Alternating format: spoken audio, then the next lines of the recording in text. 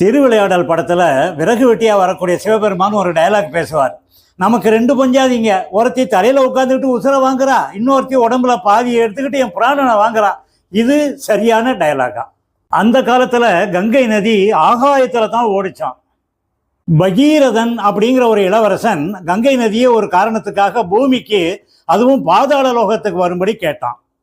அதுக்கு கங்கை அம்மா என்ன சொன்னாங்க, நான் பூமிக்கு வரும்போது பயங்கர வேகத்தோட வருவேன், அப்போ தாவரங்கள் மற்ற செடி கொடிகளையெல்லாம் அழிச்சிடுவேன், அதனால யாருக்கிட்டையாவது சொல்லி என்னை தாங்கி பிடிச்சி மெதுவாக பூமியில் விடுற மாதிரி ஏற்பாடு செய் அப்படின்னு சொன்னாங்க. சரின்னு பகீரதன் மகாவிஷ்ணுகிட்ட போய் கேட்டான். மகாவிஷ்ணு, எப்போ கங்கையோட பிரவாகத்தை என்னால் தாங்க முடியாதுப்பா அப்படின்னு மறுத்துட்டார். உடனே பிரம்மா கிட்ட போய் கேட்டான். அவரும்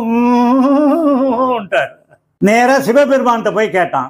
சிவன் சொன்னார், நான் என்னோட ஜடாமுடியை ரெண்டு கையாலையும் விரிச்சு தாங்கி பிடிச்சிக்கிறேன், கங்கையை அதில் குதிக்க சொல்லு, நான் மெதுவாக பூமியில் விட்டுறேன்னு சொன்னார்.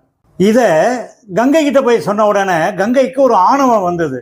மும்மூர்த்திகள் கூட தன்னுடைய பிரவாகத்தை, வேகத்தை, ஆற்றலை தாங்க முடியாம தவிக்கிறாங்க பாத்தியா அப்படின்னு ஒரு ஆணவத்தோட சிவபெருமானுடைய ஜடாமுடியில குதிச்சான். இதை உணர்ந்த சிவபெருமான் கங்கையோட ஆணவத்தை அழிக்கிறதுக்காக தன்னுடைய ஜடாமுடியால கங்கையை ஒரே சுத்து இறுக்கி கட்டிட்டார்.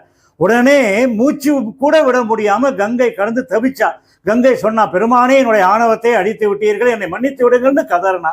அப்புறமா சிவபெருமான் கங்கையை மன்னிச்சு ஒரே ஒரு தலைமுடி இழையை மட்டும் அவிழ்த்து அப்படியே பூமியில விட்டார், மெதுவா ஓடிச்சு. அதுதான் இந்த கங்கை பிரவாகம்.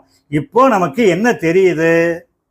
கங்கையோட கதை இதுதான். கங்கை சிவபெருமானின் மனைவி அல்ல. திருமியச்சூர்ல லலிதாம்பிகை கோயிலுடைய தெற்கு கோஷத்துல கஷேத்திர புராணேஸ்வரர் அப்படின்னு இருப்பார்.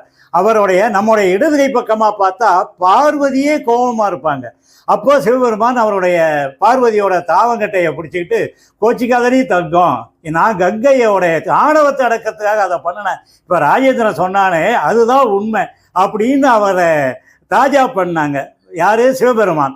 அப்படியே நம்முடைய வலதுகை பக்கமா வந்து பார்த்தா பார்வதியே புன்முறுவலோட சிரிப்பாங்க.